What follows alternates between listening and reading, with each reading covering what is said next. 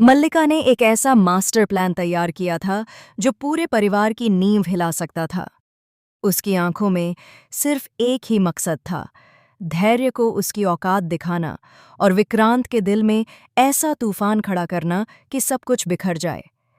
मल्लिका ने अपने दिमाग में कई दिनों से चल रही चाल को आखिरकार अमल में लाने का फैसला कर लिया।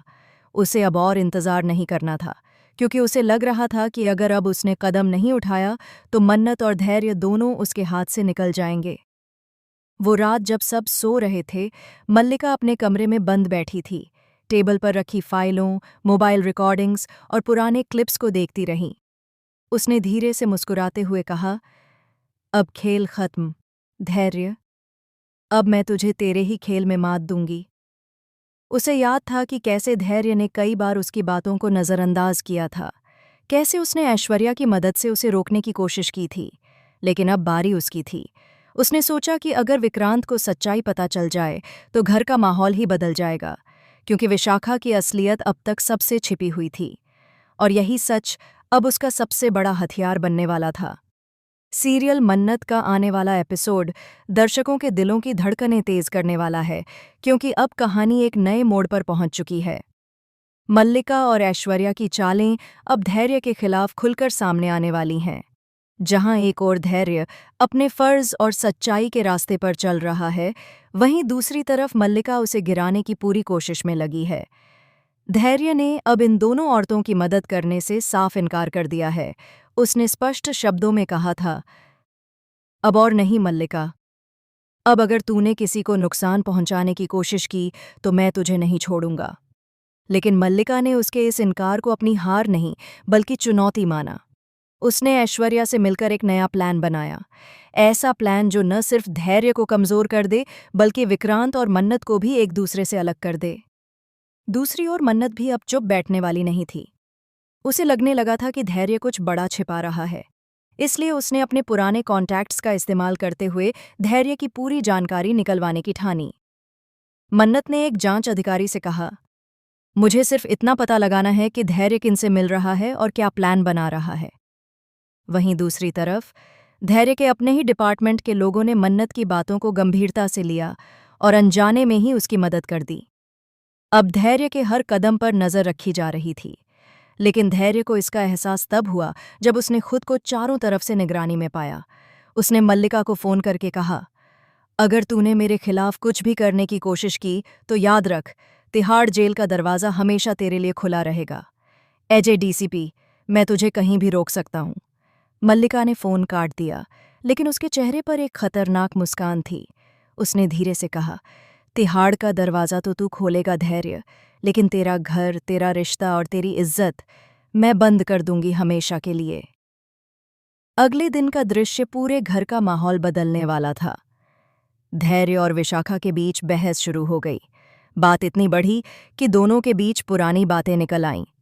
विशाखा ने गुस्से में कहा, तू हमेशा मेरे काम में दखल देता है, लेकिन तू जानता नहीं कि मैंने क्या कुर्बानियां दी हैं। और धैर्य ने पलटकर कहा, कुर्बानियां नहीं मां, सौदे किए हैं तूने, और वही सौदे अब तुझे उजागर करने वाले हैं।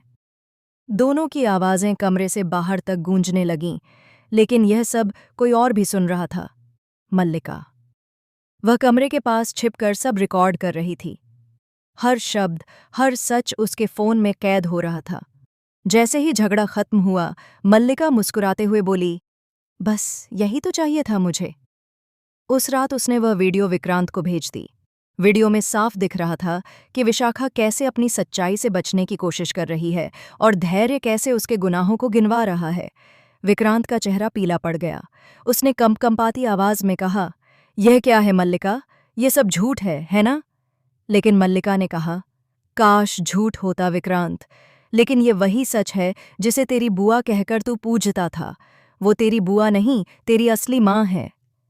विक्रांत के कानों में यह बात जैसे बम की तरह फट गई। मल्लिका ने आगे कहा, और जिसे तू अपनी माँ नीतू समझता है, वो सिर्फ एक सौदे का हिस्सा थी। नीतू ने तुझे खरीदा था विशाखा से, पैसे देकर। विक्रांत के हाथ कांपने लगे। उसकी आंखों के सामने बचपन की सारी यादें घूमने लगीं।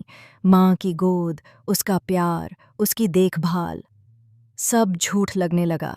उसने खुद से कहा, तो क्या मैं उस माँ का बेटा हूं जिसने मुझे बेच दिया? उस रात विक्रांत अपने कमरे में अकेला बैठा रहा। मन्नत ने कई बार दरवाज़ा खटखटाया, लेकिन उसने कोई जवाब नहीं दिया। बाहर मन्नत रोती रही, विक्रांत, दरवाज़ा खोलो, कुछ तो बोलो, लेकिन अंदर से सिर्फ सन्नाटा था। अगली सुबह विक्रांत घर छोड़कर चला गया। सब हैरान रह गए। मन्नत को लगा शायद वह सच जानने गया है, लेकिन असल में विक्रांत सीधा विशाखा के पास गया। उसने दरवाज़ा खोला और बोला, क्यों किया आपने ऐसा? क्यों मुझे बेचा था? क्या मैं आपका बेटा नहीं था? विशाखा की आंखों में आंसू थे, लेकिन उसके पास कोई जवाब नहीं था। उसने बस इतना कहा, वो वक्त ऐसा था विक्रांत, मैं मजबूर थी। विक्रांत ने कहा, हर माँ मजबूर होती है, लेकिन कोई माँ अपने बच्चे को बेच नहीं देती। वहीं दूसरी तरफ मन्नत को भी एक और झटका लगा। उसे पता चला कि मल्लिका ने यह सब सिर्फ विक्रांत को तोड़ने के लिए नहीं, बल्कि उसकी शादी रोकने के लिए किया था, क्योंकि मल्लिका को लगता था कि अगर मन्नत और विक्रांत एक हो गए तो धैर्य की ताकत और मन्नत की पहचान दोनों बढ़ जाएंगे। अब मन्नत ने फैसला